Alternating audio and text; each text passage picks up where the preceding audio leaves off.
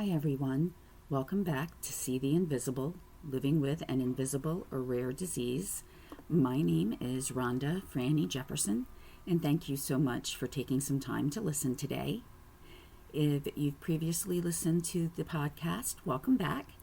If you're new, welcome, and thank you for giving me the opportunity to share with you some of my experiences, and hopefully I can provide some type of encouragement or support, especially as we're going through this time with COVID on top of the other daily challenges that we need to meet. I do always like to start out with a disclaimer that I am in no way a medical, insurance, or legal expert. So if you do have any questions in those particular areas, please make sure that you're reaching out to an expert in that field.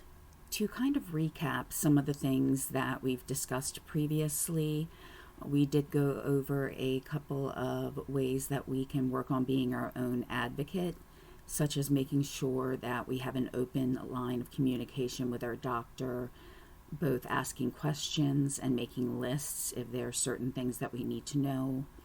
Make sure that you're keeping track of your medical records and reviewing your bills for any possible errors. I also took a look at the importance of self-care. I think people tend to overlook this because every day we're just trying to get through the day sometimes. It takes all of our effort just to be able to function, to get through work, get through taking care of our families, and even just trying to have a little bit of time for ourselves. But it's very, very important to try to find ways to reinvigorate yourself during the day. And also for those who are within our support system, our family, significant other, that they're also taking care of themselves. And we just find ways to, in the term of one of the articles I read, reboot for the day. So I have actually started looking at a few different ways to try to do that. I know a lot of us are not actually going out and, working every day within an office, or we're having limited access to others, so we might just throw our hair in a ponytail or, wear a nice comfy shirt. I'm trying to take a little bit more care each day because it does make me personally feel better. It may not be for everybody, but I know that's something that I recognize. I'm also looking at the things I eat, not necessarily for losing weight, but also as I do have an autoinflammatory disease, I'm trying to find foods that I enjoy that have anti-inflammatory properties and trying to avoid those that can increase inflammation. So I have actually found a few things that do make me feel better, so I might share those on my blog or on Pinterest. I just want to get some more information about those, and I'll probably just be posting recipes about different smoothies.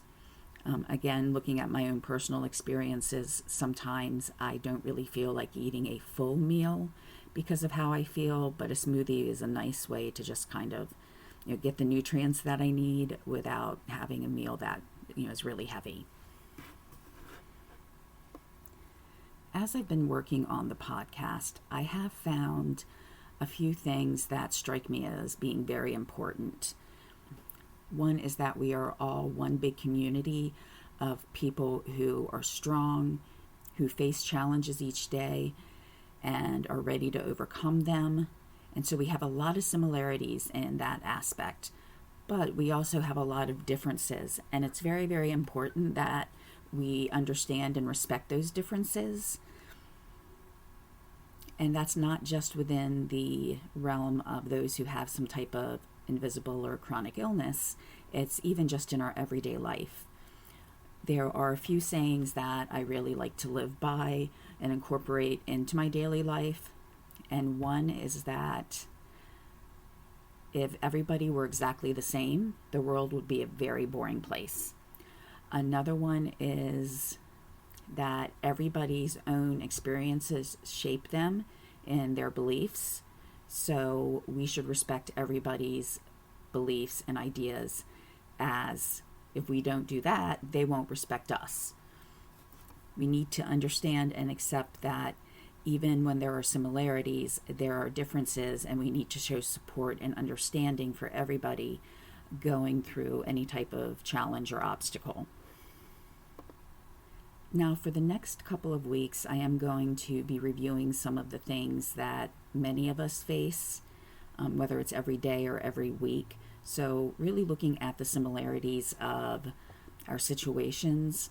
But then beyond that, I do want to start looking at some of the differences and things that make us unique so that we can build a better support network. And near the end of this podcast episode, actually, I'll give an example of what I mean by that, because years ago I did come across an example that I think really enforces this idea of we're one big community, but we each have different situations. While researching for a different topic, I came across this article from a website that is CFS Unraveled. The titling of the website says it is primarily for people experiencing fibromyalgia, ME-CFS, POTS, or MCS, but in the article it is looking at invisible illnesses. And going through it, I did find that these were challenges that many of us, I believe, face quite often. So I thought it was important to review all of these before we went on to the unique challenges. The title of this article was Invisible Illness: 7 Ways to Get Past the Injustices and Challenges. So I really liked the title of the article, as well as, to me, it showed that we were strong, that we were fighting. It really kind of exuded this positivity to me. Getting past the point where it just explained what an invisible illness is, which we have gone over in the past, but I will just briefly go over their definition. It says, an invisible illness is a term used to describe any medical condition that isn't externally visible. This includes illnesses like fibromyalgia and ME-CFS, as well as mental illness and conditions like chronic migraines or chronic pain. So that is a very broad spectrum of different types of illnesses. If you do decide to read this article, it does go in to say that some illnesses, though considered invisible, they don't cover as much on this website because they can be diagnosed more with tests. But for the sake of a lot of the experiences that we have, it does really seem that any invisible illness should be covered under this. Now, I will say in my journey with living with the illness that I have, I think I've become stronger and more vocal about some aspects of my life. Looking through this article, one of the first things it starts to discuss is that invisible illness is exhausting to explain. And right now, where I am currently, I'm looking at it and thinking that I don't really need to explain it to anybody except for maybe my doctor. But especially before, right after my diagnosis, and as I would meet new colleagues or work with new people, I really felt a need to explain to them why it might take me a little longer to get from one end of the building to another, why I couldn't stand quite as long as anybody else, why it might have taken me a little bit longer to do something. I really felt this incredible pressure to explain why I wasn't quite able to keep up. I still got all my work done. It just may have taken me a little bit longer. Now, I was pretty fortunate in that I did work with a number of people that I'd known for years, and they were very supportive. But even having that experience, I was very, very self-conscious and wanted to be proactive and explain my situation. Now, I don't think I would be quite the same way. I would look at it and say, okay, is this person really, or is it really necessary for this person to know about my illness? Yes or no? And if it's a yes, I don't need to tell them my whole life story. I can give them a few brief points and go from there. But it has taken me 7 or 8 years to get to that point. And one of the reasons why is having that invisible illness is exhausting to explain even to doctors, that I know many of us have gone through years of trying to explain what we have, and it's just test after test, or even there's nothing wrong with you, hearing those things. So at least for me, once I finally got that diagnosis, I felt this need to over-explain. Now I just try to look at it and think, is it really worth the time and even the anxiety of explaining everything? Or is it just okay to let it go? Now, in this particular article, it does use a term that I don't exactly agree with. It says invisible illness often leads to abuse.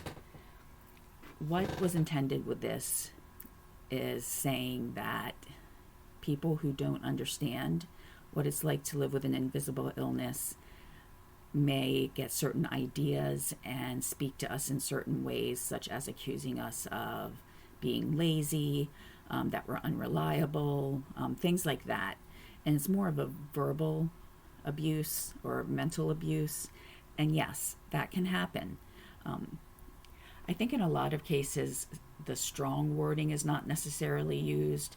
It's more the, oh, why were you late today? Or what happened? You weren't here exactly at 10.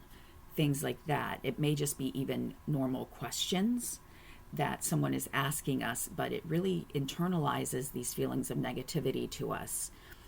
Another person might be asking that question with sincerity, making sure that we're okay. But I feel that many of us have just for so long had to explain ourselves because in a lot of cases our doctors didn't even understand. We kind of carry that through in life, and we could have 95 people who supported us, really understood us, and just those handful of people who didn't, or who may start asking certain questions, we tend to focus on those people, and that creates more of a negative feeling within us. And that does go to then the next part of the article, and that invisible illness often leads to negative emotions. I did kind of touch on that. There's so many things that we actually start to feel. The first ones that I started to feel was frustration, because I was telling the doctors everything. I was trying to be proactive until I got to the point where I physically couldn't move. It was not that I didn't want to move, but physically my body would not allow me to move. And I had been seeing doctors for actually years. And with my illness, it's one where I do have chronic symptoms daily, but then I can also get flare-ups where they're even worse. And so at this point, I was in a flare-up, and I couldn't do anything. I had to rely on everybody to even help me sit up, to move, to even get to the bathroom. So it was a very, very hard time period for me. I felt alone, even though I had people in my house. I had family trying to help me. I felt very, very alone. And part of that too is I did have a sister who also had an autoinflammatory disease, and she had passed away the year prior to my diagnosis. And I know myself that did work on some of my feelings. I went from feeling hopeful at the beginning that we would get to the bottom of it to wondering if I was going to make it. And in the end, it was knowing what my sister had that helped the doctors, determine what I did. It kind of narrowed down their focus. And part of the frustration on that too is I had told all the doctors about my family history, but I guess it's one of those things where they have so much information, they hadn't actually seen it until my dad came in to see me, and I was in isolation and he had to put on the gown and everything. He mentioned that the next week was the 1-year anniversary of my sister's death. And he could only stay a couple minutes. And then once he left, the nurse came in and talked to the doctor, because the doctor was there the whole time that my dad was, just asking questions, trying to figure out what was wrong. So the nurse came in and told him what my sister had. And I will let you know, at that point, I actually did break down. I had tried not to cry or get angry or anything, but at the mention of my sister, I completely broke down and I could barely get any words out. I really did feel alone too, because I started going through feelings that I had regarding my sister. I didn't understand what she had been going through, and I felt so bad for not being able to empathize with her more. That we were probably, going through approximately the same thing at the same age, because we were both pretty close to the same age when we were diagnosed. And I went through a lot just recognizing those things and hoping that my sister did feel supportive or supported during her illness. Now, I've mentioned, interactions that we have with both doctors and with some of our colleagues or friends.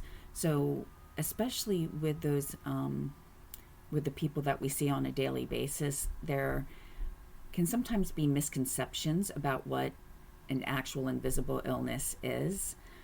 And I think probably one that we've all heard, or at least felt, even if the exact phrasing hasn't been used, is that an invisible illness is not real. So it's not like a broken arm where you have a cast on or a sling, something like that, where someone can look at you and say, okay, well, you're injured. No, an invisible illness is something that is not only unseen, but in most cases it is chronic or it's lifelong. So you not only have to deal with, just deal with trying to get through your daily challenges, that this will be happening for a long time. And to hear things such as, oh, you have, fill in the blank, does it really make you feel sick because, you don't look like you have anything, which is another thing that we hear a lot. But this can create, again, feelings that we have to over-explain. What I was mentioning previously, I know I felt the need to say, well, this is what I have, these are the symptoms that I have, this is what it can lead to, and just really give almost a whole dissertation on what I had. And probably I'd lost the person after the third sentence. They were just looking for a little bit of information, and they ended up giving them the whole story. But it creates these feelings of anxiety within us when a person says, oh, is that really real? Because they can't see it. Now, the next thing mentioned was a saying of just rest and you'll feel better. Now, I kind of have a love-hate relationship with this one. In some cases, it's true for me. I have a lot of fatigue related to my illness, so there are some days or even some weeks where I just need a massive amount of sleep to feel better. But even once I get past that, I still have things such as the pain, or sometimes inflammation around my eyes or my throat, things like that I still have to deal with beyond just resting. So for a lot of us, we may feel better after we rest, but that's not everything we have to deal with. That there are other aspects of our illness beyond just fatigue that we have to get past. It's not a cold where you can go to bed, maybe take some decongestant, some cough drops, and after a few days you'll feel better. It does not work that way. Even if you get past the fatigue, you still have all of the regular symptoms to face every day. And then one of my favorites is, oh, really? You look healthy. And that I want to laugh at sometimes. There was a meme that I saw a long time ago, and I can't remember the exact phrasing, but it was basically someone saying, oh, you have an illness, but you act like you're okay. And the response was, exactly, I'm acting. Some people might look at us and think that we're acting sick, but in actuality, we're acting well. When we get up every day and we face the world and we know that we're going to have some issues, whether it's mobility issues, pain, whatever actually comes along with your particular illness, we know that we're going to have to face that. And on top of it all, we have to try to act cheery. We have to try to act like we're quote unquote normal. And we are normal, but we're putting on a face to meet everybody else's expectations. I know I mentioned earlier about I'm trying to find, ways for a little bit of self-care throughout the day where I'm taking a little bit of extra time in my appearance. That is for nobody else, because at this point in time, I don't go outside the house very often, but it's something for me. So if someone were to say to me, "Oh, but you look fine," at this point, I'd be like, "Oh, well, thank you," because, maybe I am feeling better and I appreciate the thought. And just kind of go on from there. I might just say, "Oh, why thank you," and smile, and that would be the end of the conversation. So again, I'm trying to find ways for me that I can deal with some of the things that I hear regularly or that I encounter. I'm at a point where I think when I get some of these phrases or hear some of these phrases, that I'm not feeling as much of a need to explain what I have or why I look the way I do. Now, the last thing that I'm going to cover today is probably the most uncomfortable thing to discuss, as well as probably the most uncomfortable thing that we face when we have an invisible illness. When I would go see a new doctor and I would describe the pain I was in, at the same time I'm seeing all these articles about the opioid crisis, I'm thinking in my mind, are they going to think I'm here just trying to get pain medication? So there's this whole concept that anyone who has some type of chronic illness, especially where pain is related, that they're just after drugs. And unfortunately, I see that even within not just the medical community, but even within some support groups.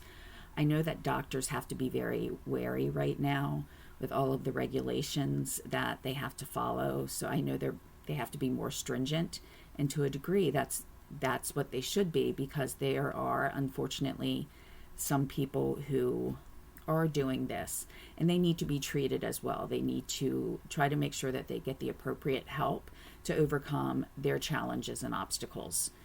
But in regards to someone who's trying to get a diagnosis or trying to find a way to treat their particular illness, there's this concept of either we're a hypochondriac, which was kind of covered in a little bit earlier in the idea of it's all in your head.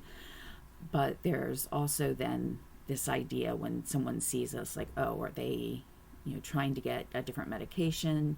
Or I see that they have 3 different specialists. What are they really trying to do? And I know in my case, unless the actual cause of the pain is treated, pain medication doesn't do anything. My illness involves inflammation. And unless that actual inflammation is treated, it doesn't matter what you give me, the pain medication does not work. Ibuprofen actually works better than a prescription pain medication. That's because ibuprofen has anti-inflammatory properties, and it helped decrease the inflammation. Nowhere near what I needed it to be, but at the same time, I could actually feel a little bit relief from that as compared to, what the doctors might have given me in the hospital or prescribed. So when it comes down to my particular illness, the cause of the pain actually needs to be treated. And I think for the majority of us, that's all we're trying to do. We're trying to get the cause of what our illness is treated. I also feel like there is this misunderstanding within, the support rooms or the chat rooms that I have found too, that, this idea does actually work its way into the community of those who have a chronic or invisible illness. I am a part of a few different support groups, and in one, I read this young man's question. He was asking if a certain medication gave you a buzz or made you feel high. And by the time I had come across the question, basically all the responses had already been written. So I was just reading through the responses, and all of them at the very beginning were very hurtful, very judgmental. Telling him he didn't need to be part of the group if he was going to be asking questions like that. That if the only reason he wanted to take the medication was to get high, then he needed to get out of the group. Things like that. Until near the end, someone asked a question. What if he's asking this to make sure that he does not get high? What if this young man is in recovery and he understands that if he takes certain medications, those can hurt his recovery, so he's trying to get more information from a forum where we should be supporting him? Or maybe he's not been in recovery for addiction, but he wants to try to prevent that or get a better understanding of how the medication works so he can be aware of the side effects. So whether it's within or outside of our community, this is a very, very big, touchy subject. And, again, I know that there unfortunately are people who are trying to look for different drugs, but they need help too. They need to be recognized by their medical professionals and given the proper care and proper counseling so that they get the help that they need. But it's also something then that we face, quite frequently.